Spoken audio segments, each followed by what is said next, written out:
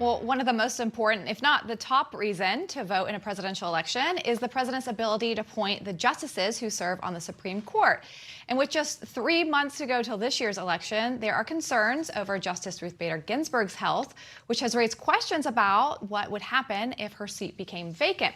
Well, Ginsburg, who is 87 years old, was treated for liver cancer last month and was reportedly just in the hospital last week. Well, now to be clear, the Associate Justice said her chemotherapy is going well and she intends to stay on the court as long as she is able. But if that should change, what happens to her seat? Well, Senate Majority Leader Mitch McConnell was asked about that last year, and here's what he said. If the Supreme Court justice was to die next year, what would you do? We'd fill it. People laugh, but if you recall, back in 2016, Republicans, citing an election year, blocked the nomination of Merrick Garland, Obama's pick to fill that seat vacated by the death of Justice Scalia. And Alaska Senator Lisa Murkowski says the GOP should be mindful of a similar situation, saying this, quote, when Republicans held off Merrick Garland, it was because 9 months prior to the election was too close. We need to let people decide, and I agree to do that.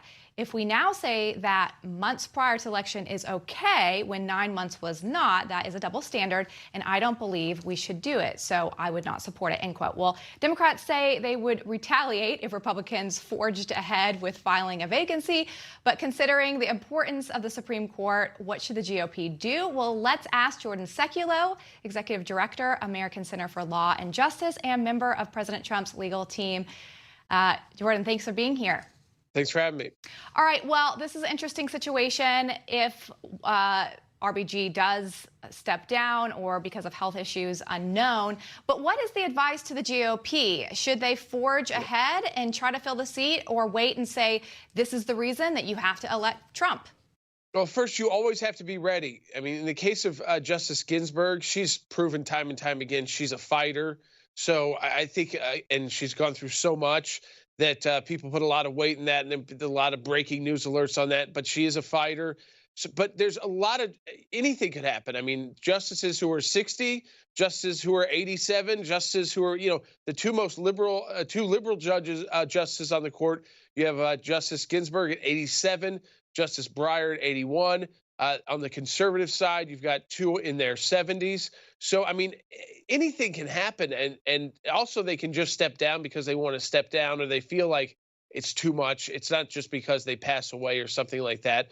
But I believe that if this happened now, if there was a vacancy now, and Mitch McConnell, the majority leader, can get the votes together, Harry Reid set the precedent to kill the filibuster on judicial nominees.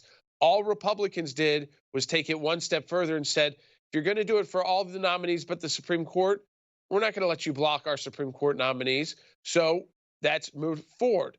So I think what's clear here is that if Republicans have the votes and you don't, you can lose a vote here or there to get this through, they should absolutely move forward. And I think a top candidate for that position, though there's many, because we have not gotten that list yet that President Trump promised like he did in 2016, would be Judge Amy Barrett of the Seventh Circuit Court of Appeals, a former law clerk to Justice Scalia, her very well-known conservative, and has been now on the bench for 4 or 5 years.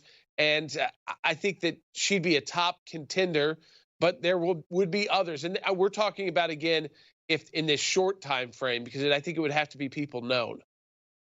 Yeah, the thing that's interesting is you saw Murkowski's quote about the double standard. I think Mitch McConnell would argue that at that time in 2016, you had a president that was a Democrat and a Republican Senate that was a Republican of opposite parties. Now they're the same party. Therefore, it's a different scenario.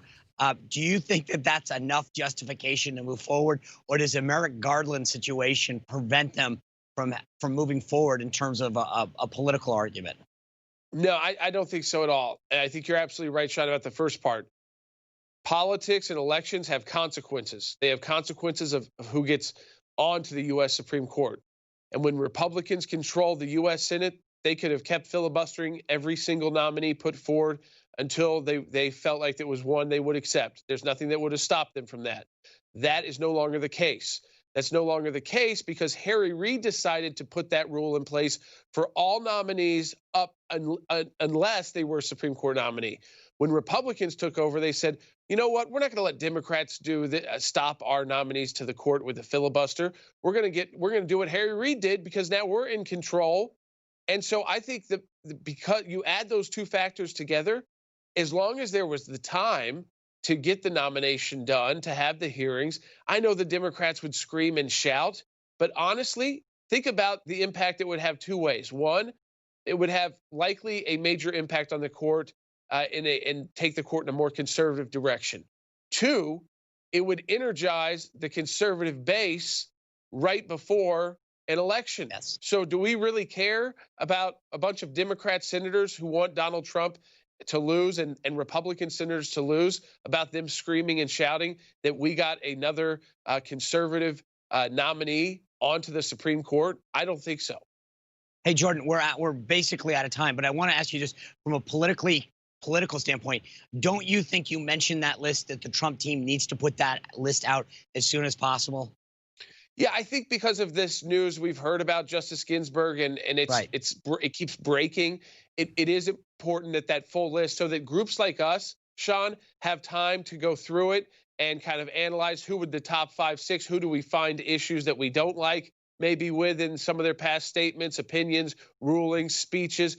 But I think also I agree with Senator Hawley. My final statement, our senators need to be a lot tougher if they expect us, groups like ours, to back these nominees and use the resources that we do from our donors to back these nominees. I no longer am going to accept this answer of, well, I can't really talk about Roe versus Wade. I can't really give you answers on that. Yeah, I what? agree with Senator Thank Hawley. you. Hey, we've got to be tougher. Jordan, thank you. That's exactly the point. Why are we backing down on our issues? The left uses that as a litmus test, and we're afraid to ask it. I want people that are going to fight for the Constitution, fight for life, all these issues, and the right has got to stop being such wimps about it. I appreciate it. Thank you for what you guys are doing. Thanks, Sean. Absolutely, and love joining the broadcast anytime. All right. Thanks, man. Well, Sean and I will be right back with our takes on some top stories from today.